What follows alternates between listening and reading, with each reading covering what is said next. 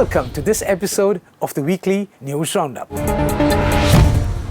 The wave of drones and missiles that flew toward Israel on Sunday, April 14th, brought with it a new phase of tension, uncertainty, and confrontation in the Middle East.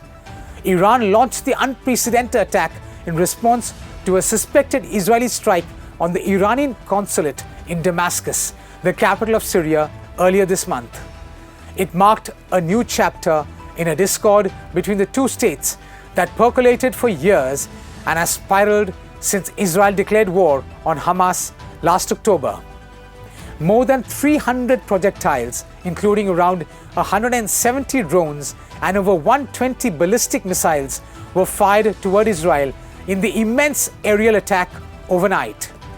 Approximately 350 rockets were fired from Iran, Iraq, Yemen, and Lebanon's Hezbollah, according to Israeli Defense Forces, the IDF.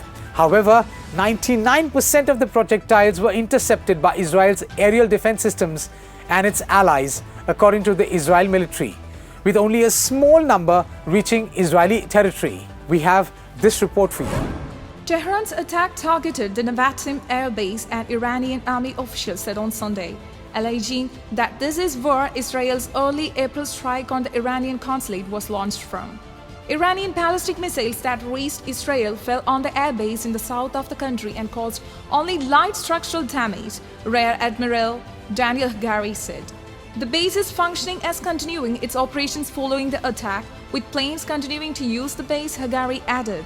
Israel's war on Hamas, where since a militant group attacked Israel on October 7th, has heightened those tensions. Iranian-backed forces in Iraq and Syria have launched attacks aimed at US military positions in those countries, and Iran's leadership has warned that attacks by its allies won't stop until Israel's war in Gaza ends. But fears of a spiraling regional war spiked further in early April when Iran accused Israel of bombing its diplomatic complex in Syria. That airstrike destroyed the consulate building in the capital Damascus, killing at least 7 officials, including Mohammad Reza Zahedi, a top commander in Iran's elite revolutionary guards. Iran's supreme leader Ayatollah Ali Khamenei said Israel would be punished for the attack, while President Ibrahim Raisi said it would not go unanswered. Israel believes that General Mohammad Reza Zahedi was one of the architects of the October 7th massacre in Israel. The Iran-backed Lebanese militant group Hezbollah said the strike would be met with punishment and revenge. The region has been on edge ever since, with the US and Israel warning of intelligence that an Iranian attack was imminent. Israel reacted angrily to the unprecedented strike, while praising its military's response.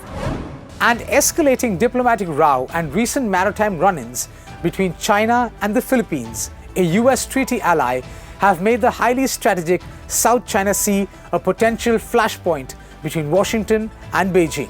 The issue will be a focus of trilateral meeting between US President Joe Biden, Philippines President Ferdinand Marcos Jr., and Japanese Prime Minister Fumio Kishida in Washington. Central to recent standoffs between the Philippines and China are 2 hotly contested features located inside Manila's 200 nautical mile exclusive economic zone, but which Beijing claims as its own.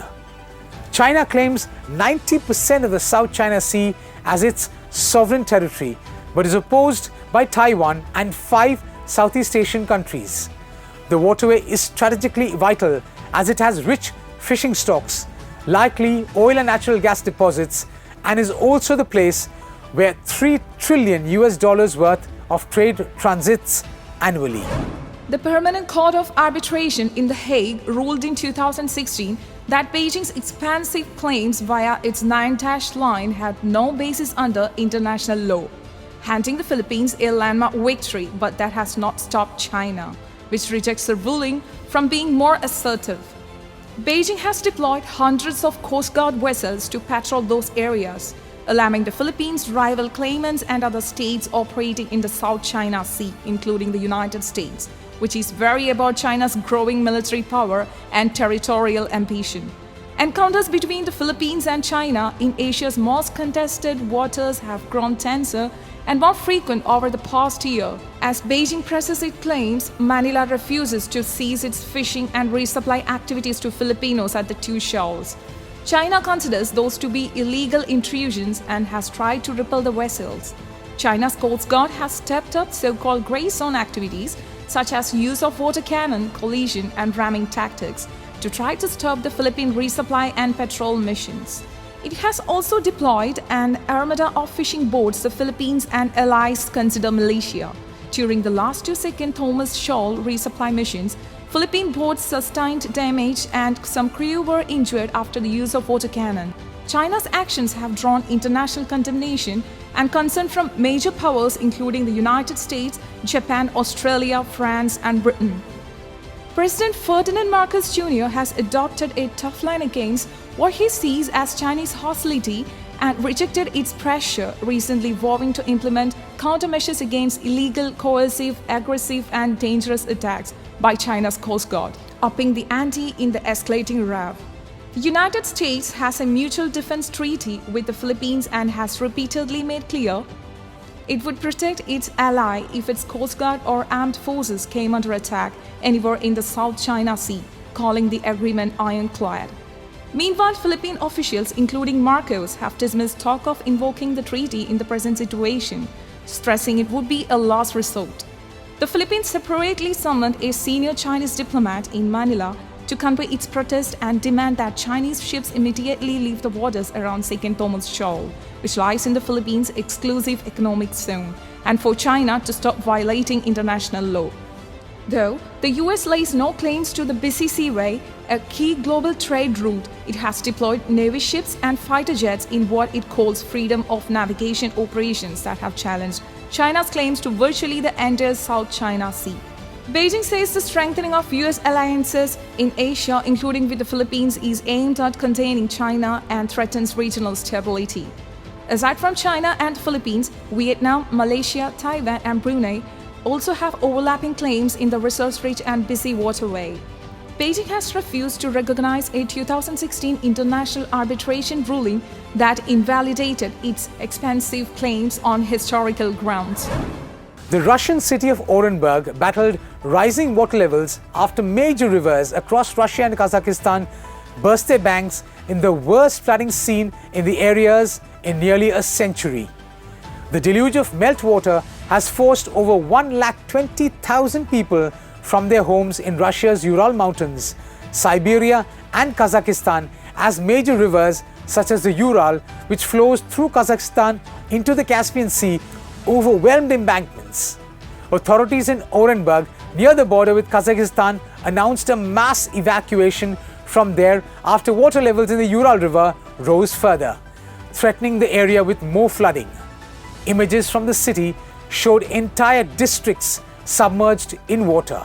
Nearly 12,000 houses have been flooded in the region bordering Kazakhstan as water levels in the Ural River keep rising and threatening more deluge. The floods sparked evacuations of thousands in the Orenburg region of Russia, located some 1,200 kilometers southeast of the Russian capital of Moscow, after the dam on the Ural River burst last week under the pressure of surging waters. Local authorities have declared a state of emergency in the region. The situation is most dire in the city of Orenburg, the administrative capital of the region, where the water level in the Ural River reached a historical peak of 10.87 meters. A total of 7,800 people have been evacuated from the flooded area so far. The overall damage from the floods is estimated to exceed 40 billion rubles, about $428 million. Residents in the city of Orenburg said the waters of the Ural rose swiftly, forcing them to flee with just their children, pets and a few belongings. Whole areas of the city were underwater, and the Ural River rose swiftly to more than 35 feet, far above the level considered as safe by the local authorities. Further east along the Kazakhstan border, authorities in the regions of Kurgan and Tyumen are also preparing for possible floods as water levels rise in the local rivers. Floods have also hit Kazakhstan, where authorities have declared a state of emergency in 10 out of 17 regions of the country, according to Russia's state news agency TASS. The state of emergency was still in place in 8 regions, TASS reported. We see here an overhead view of the region last year on April 9, 2023, before the floods, and then the same area on 11th April 2024 after the river breached its banks. We can see the vast areas that are completely inundated. Floodwaters are threatening a whole swath of northern Kazakhstan, and many dams and reservoirs there are filled to capacity.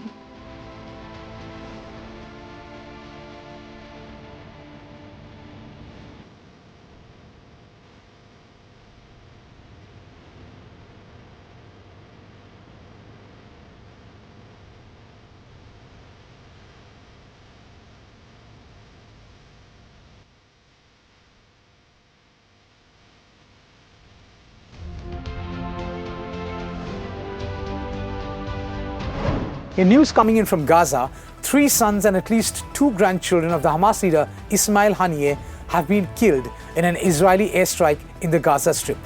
The exiled political chief of the militant group has said from his base in the Qatari capital of Doha. Haniyeh said that his children Hazem, Amir and Muhammad and several of their children were visiting relatives for Eid at the Shati refugee camp in northern Gaza when their car was targeted in an Israeli airstrike. 60 of his relatives have been killed in the 6-month-old war, he said, including 14 who died after an Israeli airstrike hit the family home in Gaza City last October. The Hamas leader said the attack would not change the group's demands for a permanent ceasefire and return of displaced Palestinians from their homes in ongoing negotiations mediated by Doha and Washington. Haniyeh said, "All our people and all the families of Gaza have paid a heavy price in blood, and I am one of them." The Israeli military statement confirmed it had targeted Haniyeh's sons, who it described as 3 Hamas operatives who were on their way to carry out terrorist activities. We have this report for you. Hamas seized power after a brief civil war with the rival faction Fatah in 2007. Leading Israel to blockade the territory, fighting 4 wars and dozens of smaller conflagrations before 7th October upended the status quo in the decades-old Israeli-Palestinian conflict. The war in Gaza has sparked fears of a regional conflict, heightened last week by the killing of Gen Mohammad Reza Zahedi, a senior figure in Iran's Islamic Revolutionary Guards, in a strike on an Iranian diplomatic building in the Syrian capital of Damascus, for which Tehran holds Israel responsible.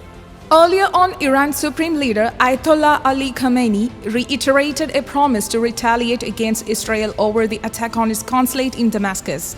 Israel has attacked scores of Iranian-linked targets in Syria over the years with the apparent intent of disrupting arms transfers and other cooperation with Lebanon's Hezbollah, which is backed by Iran. Ismail Haniyeh's eldest son, Abdul Salam Haniyeh, confirmed in a Facebook post that his 3 brothers were killed.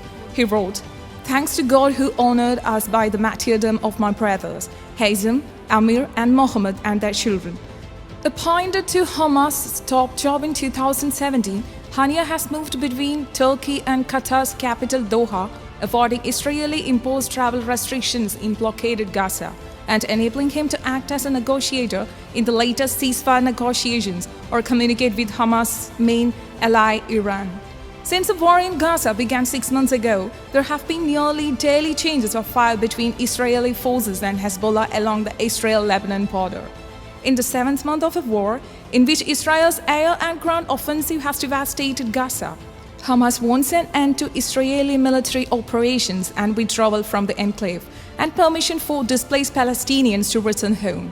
Israel regards the anti-Hamas leadership as terrorists, accusing Haniyeh and other leaders of continuing to pull the strings of the Hamas terror organization.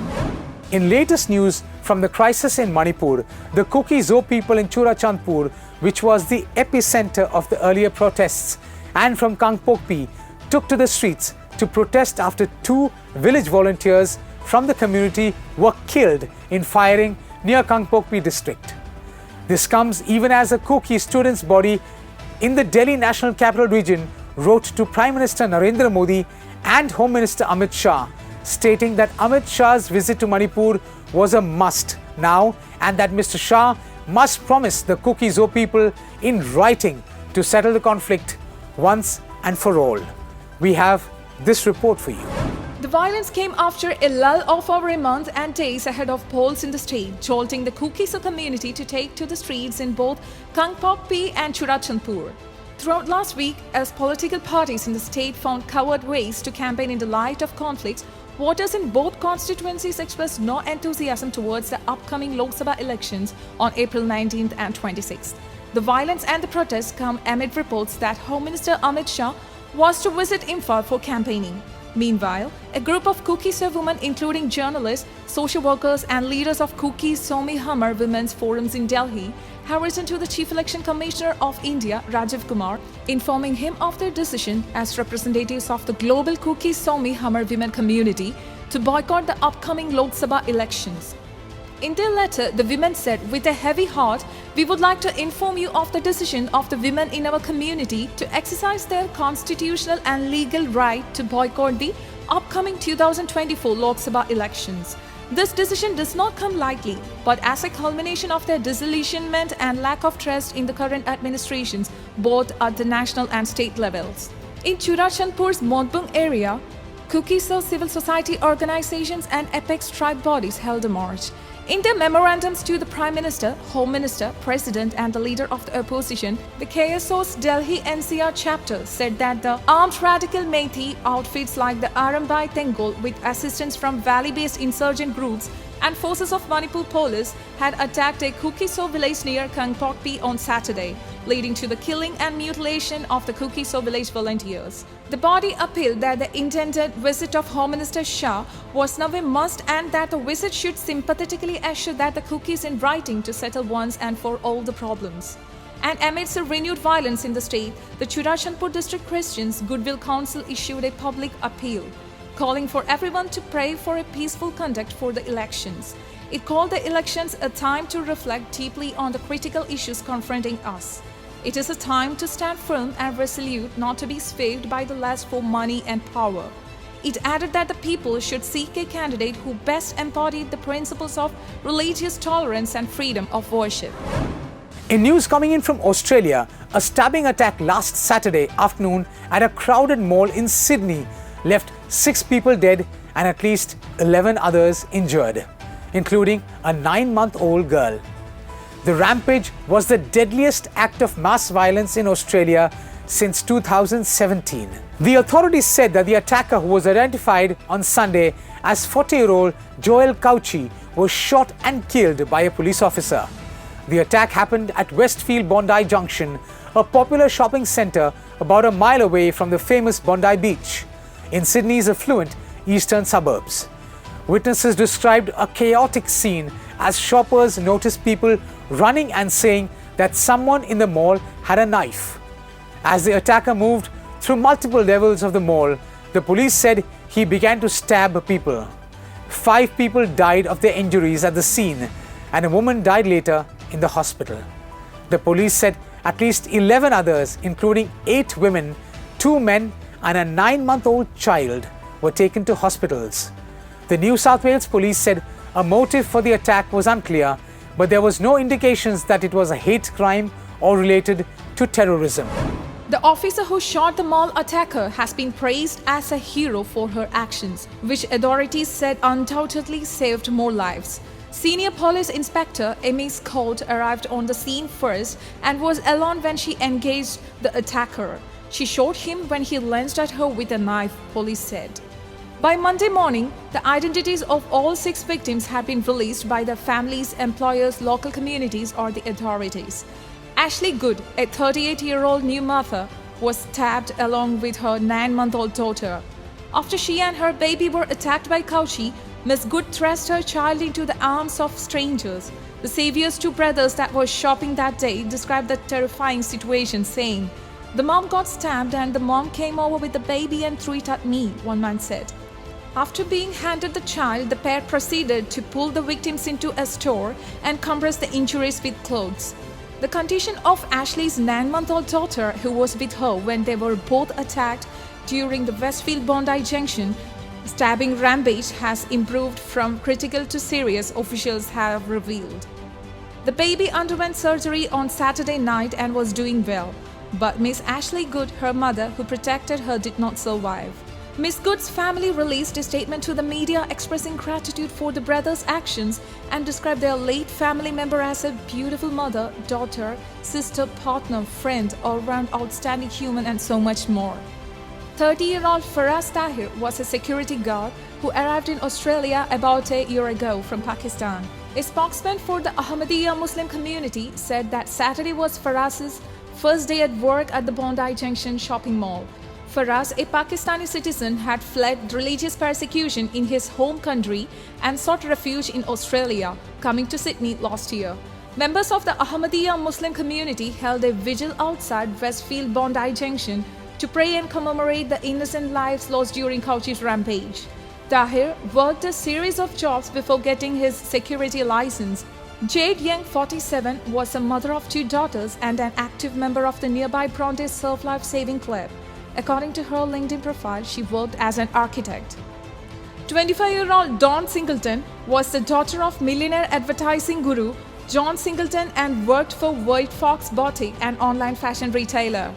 Pikriya Dashia was a 55-year-old artist and designer. She was originally from Tbilisi in Georgia and, according to her LinkedIn profile, was an artist and designer who studied business administration at Sydney TAFE, which is Australia's largest vocational education and training provider based in New South Wales. Yixuan Cheng, a Chinese citizen, was a student at the University of Sydney. It's understood she was doing a master's degree in economics at the university. The day of the attack, Cheng had finished exams and went to the mall to try on clothes. 17 people were hurt in the attack, of which 14 were women. The attacker, 40-year-old Joel Cauchy, was shot dead by police in the mall after he lunged at an officer with his knife. Thank you so much for watching. Until we meet next time, stay blessed.